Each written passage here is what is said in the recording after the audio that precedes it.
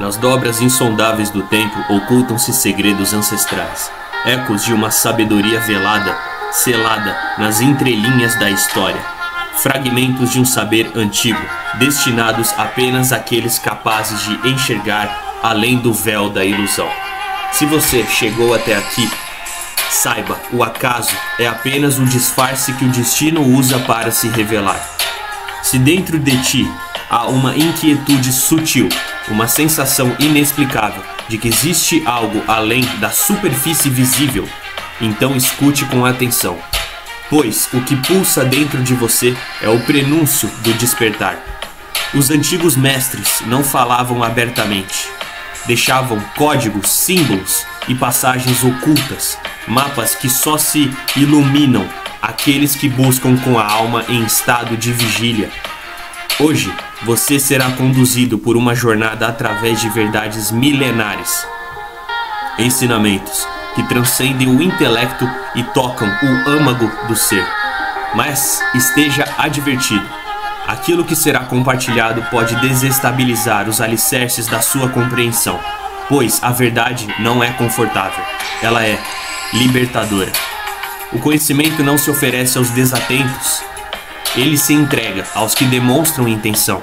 Se estas palavras ressoam com a sua essência, marque este instante com um gesto simbólico. Curta esse vídeo. E se busca por algo legítimo, se tua sede por sabedoria for real, inscreva-se agora e ative as notificações, pois este canal não é apenas um refúgio, é uma passagem e apenas os que se dispõem a cruzá-la terão acesso ao Shahar Ha-Gilgulin parte 8, o portal das rodas das reencarnações. Nessa introdução deste vídeo será explicado que aquele cuja alma é nova tem a obrigação de cumprir todos os 613 preceitos. Saiba que todo aquele que é uma alma nova precisa cumprir todos os 613 preceitos, que são os mandamentos da Torá. Já sabemos que existem algumas raízes que se dividem e formam todas as almas que existem no mundo. A cada uma dessas raízes é um órgão dos órgãos que pertenciam às almas de Adão, como será explicado. E cada uma dessas raízes se divide por sua vez em infinitas centelhas de almas, como também será explicado. E cada uma dessas centelhas, se for uma centelha nova, precisa cumprir todos os 613 preceitos, pois não há órgão que não esteja incluído nos 248 órgãos, como se sabe. Mas a alma que não é nova, já tendo reencarnado e vindo a este mundo, não precisa cumprir todos, mas só os preceitos que ficaram faltando. Este é um grande segredo. Aqueles que não foram cumpridos na primeira encarnação que a precedeu e nas anteriores. E com tudo isso fica claro e visto no Talmud quando se diz que um sábio em particular se esmerava mais com um preceito do que em todos os outros, e que outro sábio se esmerava mais com outro preceito, pois os preceitos que eles já tinham cumprido nas vidas anteriores já foram cumpridos, e nesta encarnação eles não precisam ser cumpridos, mas jamais banalizados. Voltando, isso também pode ser visto quando um Amora, ou seja, um sábio do Talmud da Guemará, que são os tratados das leis judaicas, hebreias, da Torá, do Taná hebraico, perguntavam ao seu amigo: o teu pai, em qual deles dos preceitos mais se empenhava?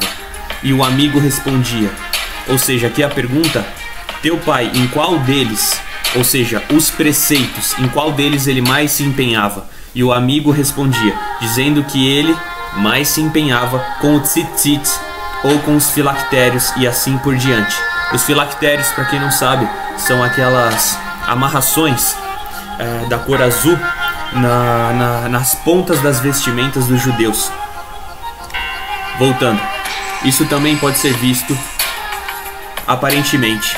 Isso vai contra a Mishnah, que diz: cuide dos preceitos leves como você cuidaria dos severos. Porém, o segredo desse assunto é que cada sábio era mais cuidadoso com o preceito que estava lhe faltando desde a encarnação passada, seja ele todo ou uma parte particular e especializada dele. Também é este o segredo de que vemos no Talmud, de que fulano focava mais em tais e tais virtudes, e cicrano focava em tais e tais virtudes. Conforme está escrito, quando perguntam a Beltrano, o que te faz ter uma vida longa? E ele respondeu, eu jamais violei a minha ética, e etc. Isto mostra que cada um constrói suas virtudes e características de personalidade, de acordo com o aspecto da sua reencarnação, e portanto há diferenças entre a pessoa que não cumpriu os preceitos, mas cujas centelhas de almas anteriores a dele e que pertencem à sua alma raiz cumpriram todos os 613 preceitos, e aquele cujas centelhas anteriores também não os cumpriram. Explicaremos isso adiante. E saiba que dos preceitos que a pessoa é capaz de cumprir, se a oportunidade de cumprir um deles se apresentar a ela e ela não o cumpre, ou se ela tiver a possibilidade de cumpri-lo e ainda assim não o fizer, então ela deve continuar a reencarnar até cumpri-lo. E se for um preceito que a pessoa não pôde cumprir, a não ser que o Santíssimo bendito seja crie as condições para ela cumprir, como aparece em Êxodo 21:13, e Elohim o permitiu, e etc., como a redenção do primogênito, ou o Ibum, ou a Shalitzah, a carta do divórcio, por exemplo, também. Então aqui tem uma divisão. Se o Santíssimo bendito seja faz com que a oportunidade para cumprir um desses preceitos seja apresentada à pessoa e ela não o cumpre, o seu veredito é igual ao caso anterior, ou seja, ela deve continuar reencarnando para cumpri-lo. Mas por outro lado, se a oportunidade não apareceu, a pessoa não precisa reencarnar por causa desses preceitos. Porém, ela virá pelo segredo do Ibur em uma pessoa, a qual a oportunidade se apresentará para poder cumpri-los. E depois disso, ela parte e volta ao local que lhe é de direito, assim que termine de cumpri-los. Há um terceiro grupo de preceitos, os que estamos impedidos de cumprir em nossos tempos, como os preceitos dos sacrifícios e outros similares. Agora, segundo o que foi explicado, a pessoa tem que cumprir todos os 613 preceitos e teria que reencarnar até que os cumpra. Contudo, em nossos tempos, ela não reencarnará para cumprir esses preceitos, porque não há como cumpri-los. Mas depois da vinda do Messias, quando o templo sagrado for reconstruído, e que seja breve em nossos dias, amém, todas essas pessoas reencarnarão por uma encarnação propriamente dita para cumprir esses preceitos. Foi a isso que aludiu o Rabi Ismael ben Elisha, sumo sacerdote, quando inclinou a vela na noite de Shabá e disse: escreverei isso em meu diário, para que quando o templo sagrado seja reconstruído, eu possa levar gordura como oferta por pecado. Ou seja, aqui está dizendo que o sacrifício de animais, ele não pode ser feito. Graças a Deus. Porque hoje em dia seria muito desagradável e seria um absurdo, inclusive, fazer isso contra os animais. Na antiguidade se fazia isso, inclusive para Deus, mas o próprio Deus, através dos seus sábios, nos instrui que isso não é o que Deus quer. Hoje em dia, voltando, a lei formal da Halahá nos ensina que no Shabat não se pode ler usando uma vela para que a pessoa não a incline. No tratado de Shabá, o Rabi Ismael ben Elisha desafiou esse decreto dizendo: eu vou ler e não vou inclinar. Com o passar do tempo, ele ficou concentrado em seu livro e se esqueceu do decreto, e acabou inclinando a vela para ver melhor. Ao fazer isso, ele alimentou a chama com a gordura da própria vela e aumentou a sua chama. Foi assim que ele violou a santidade do Shabá, durante a qual é proibido acender fogo e nem mexer nele. Por isso, precisava trazer uma expiação, uma oferta pelo pecado. Percebendo que não ia conseguir oferecer o sacrifício até que o templo sagrado fosse construído, ele escreveu no seu diário um voto: eu, Ismael ben Elisha, li e inclinei a vela no Shabá. Quando o templo sagrado for reconstruído, vou levar gordura para oferecê-la como oferta pelo pecado. Daqui aprendemos que esse sábio estava ciente da reencarnação e da possibilidade de uma encarnação futura, na qual ele poderia expiar a sua transgressão de mexer no fogo, na vela, no Shabá para ler. Porque, para quem não sabe, no Shabá, que é o sábado, no dia sagrado, no dia de descanso, você não pode fazer nada, nenhum trabalho criativo. Você não pode acender fogo, você não pode fazer diversas coisas, inclusive trabalhar segundo os judeus. É lógico que hospitais trabalham normalmente, serviços essenciais, emergenciais, 24 horas por dia, mas os serviços normais, os trabalhos normais, no sábado é proibido trabalhar. Voltando, ou criar coisas, acender fogo, enfim. Essa pessoa é obrigada a reencarnar, como já dissemos, mas ela recebe uma garantia de que não pecará nessa encarnação. Mas se a oportunidade apareceu para a pessoa e a pessoa se absteve, não querendo cumprir o preceito passa a ser obrigatório reencarnar. E acontece isso, que não há garantias de que ela não pecará, como aconteceu no primeiro caso. E quanto a quem reencarnou por ter transgredido alguma proibição, esse certamente continuará pecando, como foi explicado nas partes anteriores, nos vídeos anteriores. A única maneira de corrigir o pecado e expiar o fato de tê-lo cometido em uma vida passada é cometê-lo novamente. A única maneira de corrigir o pecado e expiar o fato de tê-lo cometido em uma vida passada é cometê-lo novamente, mas na vida seguinte essa pessoa vai sentir o estrago que fez para sua alma e vai desfazê-lo por meio da tchuvá. A tchuvá é o retorno para Deus. Então eu vou repetir. E quando a quem reencarnou por ter transgredido alguma proibição, e quanto a alguém que reencarnou por ter transgredido alguma proibição, esse certamente continuará pecando, como foi explicado nas partes anteriores desse estudo. A única maneira de corrigir o pecado e expiar o fato de tê-lo cometido, mas na vida seguinte essa pessoa vai sentir o estrago que fez para sua alma e vai desfazê-lo por meio da tchuvá. Ainda é preciso saber que uma pessoa precisa cumprir todos os 613 preceitos na ação, na fala e no pensamento. Ou seja, cumprir os 613 mandamentos da Torá. Aqui a gente aprende que a pessoa que peca, se ela não colhe nessa vida, ela colhe na vida futura todos os pecados que ela cometeu nessa vida. Então, ainda que ela se arrependa, ela vai arcar com as consequências, ela vai gerar como se fosse uma espécie de karma nas encarnações futuras, onde ela vai ter que colher os frutos dos erros, dos pecados dela. Voltando.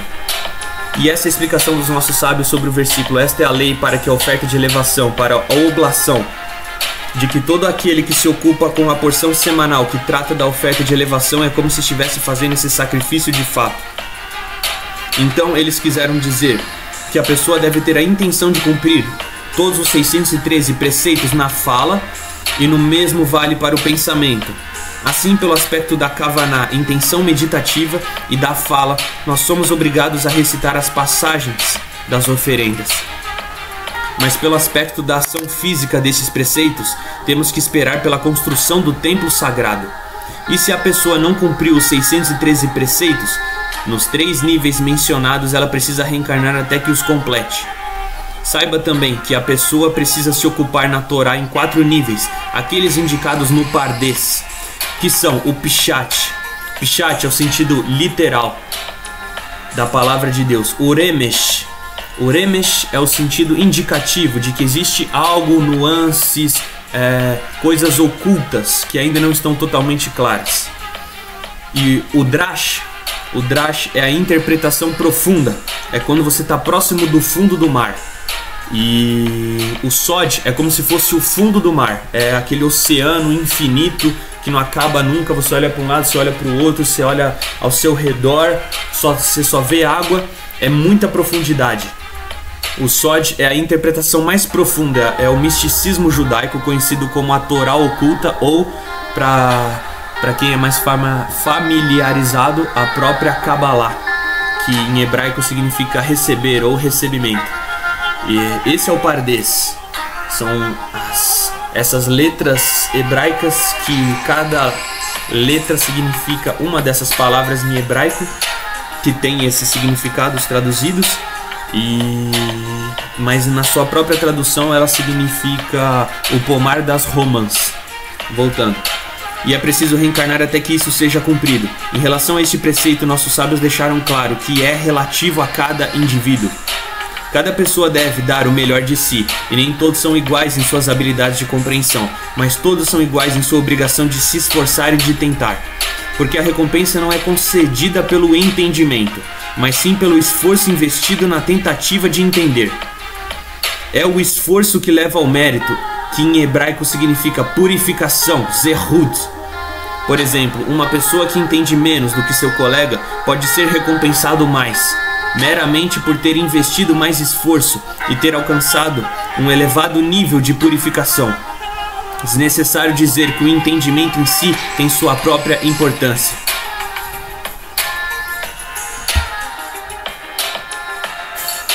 Se esta mensagem acendeu uma centelha em sua consciência, imagine quantas almas ainda vagueiam na escuridão, sedentas por respostas, mas sem saber onde procurar.